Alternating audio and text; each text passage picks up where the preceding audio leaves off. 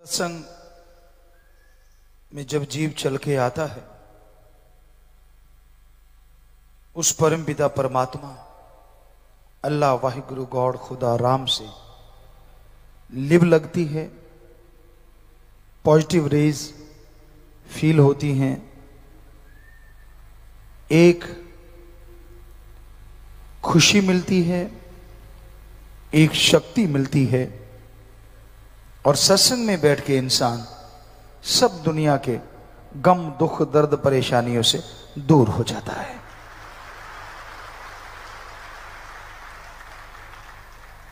ऐसी किरणें होती हैं, ऐसी रेज होती हैं उस परम पिता परमात्मा के नाम की कि सत्संग के काफी बड़े दायरे में जो लोग श्रद्धा भावना के साथ चल के आते हैं, उन्हें सत्संग के गेट के अंदर आते ही खुशियां आनी शुरू हो जाती हैं।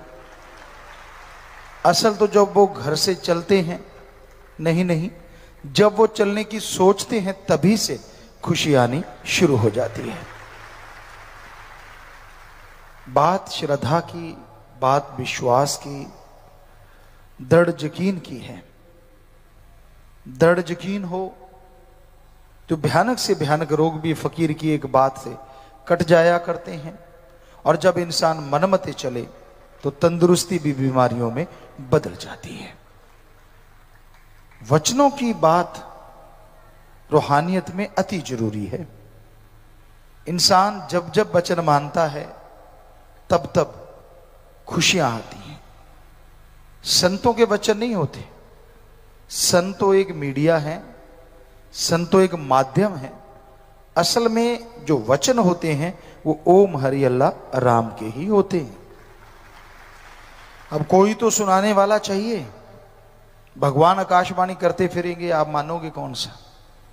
आपने यही कह देना बाई चांस आवाजें आई थी, भूत तो नहीं आ गया, प्रेत तो नहीं आ गया।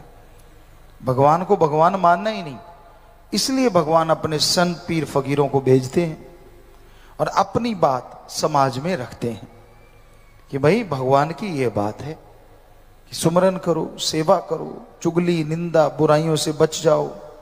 ज्यों ज्यों आप चुगली निंदा छोड़ते जाओगे, ज्यों ज्यों बुराइयां करना छोड़ते जाओगे, उस परम पिता परमात्मा की कृपा दृष्टि आप पे होती जाएगी। उनका काम सिर्फ बताना होता है कि भाई भगवान के ये शब्द हैं, भगवान का ये रास्ता है। अब कौन उस पे चलता है और कौन नहीं चलता, ये तो मालिक जाने। पर ये देखा गया है कई लोगों को बड़े बंधन से महसूस होते हैं राम नाम में। उन्हें लगता है यार बहुत से बंधन हैं और वो खुला खेलना चाहता है, खुली जिंदगी, आजाद जिंदगी जीना चाहता है, और कई बार उस आजादी में नर्क छिपी होती है। और मालिक की भक्ति के बंधन में सचखंड निज धाम भी छुपा होता है। पर ये मिलेगा तो उसी को जो भावना रखता है, जो श्रद्धा रखता है। राम सबके काज संवारता है। राम कभी किसी को मारता नहीं। राम कभी किसी का बुरा नहीं चाहता। बुरे कर्म कर करके लोग अपना बुरा आप कर बैठते हैं, दोष भगवान को देते हैं। हमने बहुत लोगों को देखा है, सुख होता है तो कोई नहीं कहता वाह राम तूने कमाल कर दिया, पर जब दुख आता है, कोई परेशानी आती है, तो बहुत लोगों को चिल्लाते देखा है, भगवान मैंने तेरा क्या बिगाड़ा, मैंने तेरा क्या गलत किया, मैंने तेरा क्या बुरा किया, तू मेरा क्यों बुरा कर रहा है। तो ये हो नहीं सकता कि इंसान अपने कर्म बुरे करके बच जाए।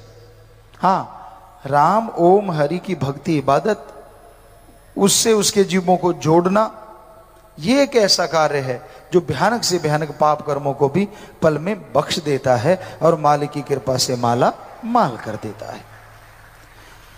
तो इसलिए या तो सेवा करो, या सुमरण करो, या मालिक से बिछड़ी हुई जीवात्माओं को मालिक से जोड़ने का पुण्य कार्य करो।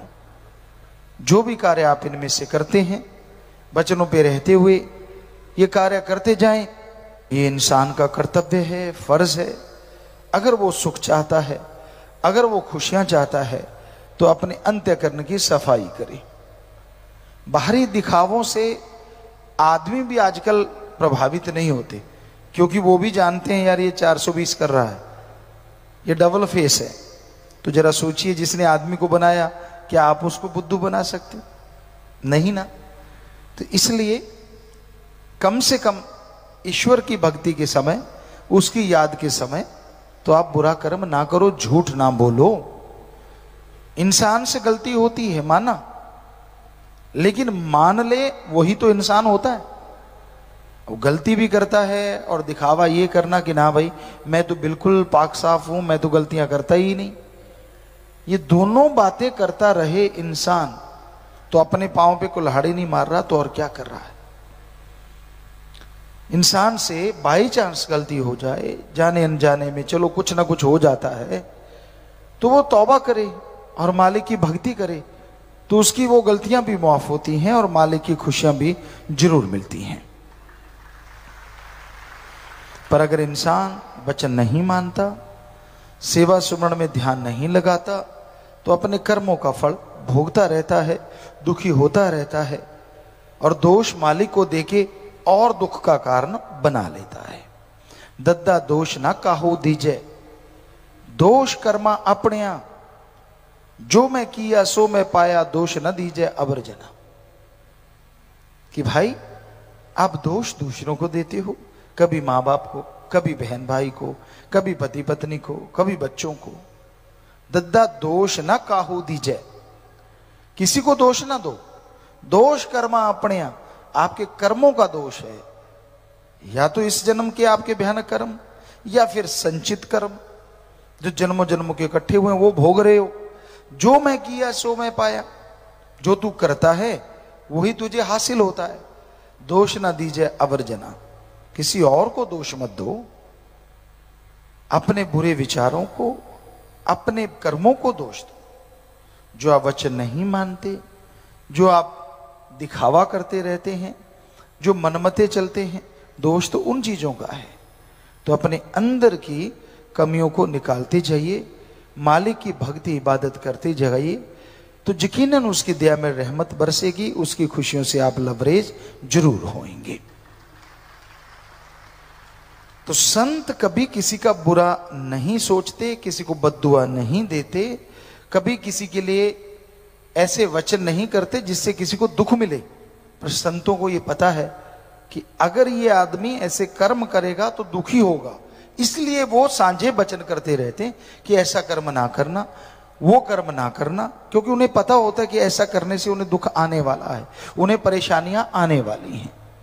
तो अपनी परेशानियों को न्योता ना दो, अंदर से साफ सफाई करो, सेवा करो, सुमरन करो, यकीनन मालिक की खुशियां मिलेंगी, अंदर बाहर से लवरेज होंगे।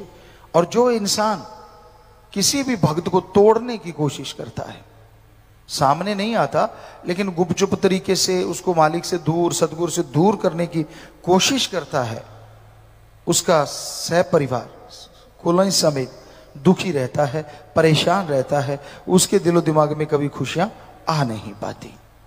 तो इसलिए कभी भी किसी को मालिक से दूर करने की कोशिश ना करें, जोड़ने की कोशिश करें, क्योंकि जोड़ना ही सच्ची भक्ति है, तोड़ना गुनाह है, पाप है। फिर रोने पछताने से क्या बनने वाला है।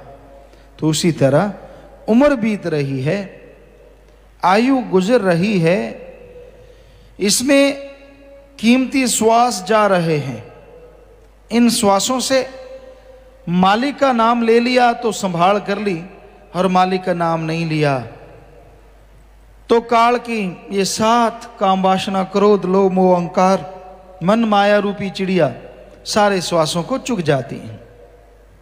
आदमी बर्बाद हो जाता है, कमजोर हो जाता है और मालिक से दूर हो जाता है। समय की संभाल करो, मनुष्य शरीर रूपी समय जा रहा है। अरे गुरु पीर फकीर की सुना करो। गुरु संत कभी किसी को बुरा नहीं कहते, बुराई को बुरा और अच्छाई को अच्छा कहते हैं। वो परोपकार करते हैं, कभी किसी को जताते नहीं। पर आदमी को तो गैरत होनी चाहिए कि मेरे पे परोपकार हुआ, मैं अपने अल्लाह वाहिगुरु राम को कभी नहीं भूलूंगा। चंद लोगों की बातों में जो आ जाते हैं, उनकी निंदा चुगली में जो आ जाते हैं, वो इंसान नहीं, असल में उनके माँ बाप ने उनको जन्म दे के ही गुनाह किया होता है। क्योंकि वो माँ धन्य है, बेपरवाह जी फरमाते हैं, जिसके बच्चे नाम जपते हैं, सेवा करते हैं, वो धन्य धन्य है। और जिसके बच्चे निंदा चुगली और मालिक का नाम नहीं जपते, निंदा चुगली में लगे रहते हैं, उस माँ के बेपरवाह साईं जी कहा करते, हमारी जुबान साथ नहीं देती कि बहुत ही बुरा हो। माँ को दोष क्यों दिया जाता है? क्योंकि माँ के गर्भ में जब बच्चा होता है, अगर वो राम नाम जपे, सत्संग सुने, तो उस बच्चे पे असर अच्छा होगा और वो अच्छा नेक इंसान जरूर बनेगा। और उपकार जो मालिक अल्लाह राम ने किए होते उनको बाई चांस बना देता, वैसे हो गया, ये तो यूं ही हो गया, सब कुछ भुला देता है। तो आज घोर कलयुग में सत्संगियों पे भी लोग ऐसा ही कर रहे हैं। बहुत बातें सुनने को मिलती हैं कि सत्संगी को पटाना है, आ भाई बोल भाई तुझे क्या चाहिए, हम तुझे देंगे, राम नाम छोड़ दे, क्या लेना है अल्लाह मालिक से। तो कई बार आदमी का मन भटक जाता है और आपको अल्लाह वाहिगुरु राम नाम की तरफ से उखाड़ रहे हैं, तो आप उनकी बातों में ना आओ, उनकी चर्चाओं में ना आओ। बड़ी हैरानीजनक बातें सुनाते हैं, बड़ी तू तो फला है, तू बड़ा है, बोल तुझे क्या चाहिए, हम तेरे लिए तैयार हैं। आपस में लड़ा देते हैं, एक को नेता बना देते हैं, दूसरे को कुछ भी नहीं, और आपस में लड़ाई झगड़ा शुरू हो जाता है। तो ये सब प्लानिंग होती है कि अपना उल्लू कैसे सीधा करना है।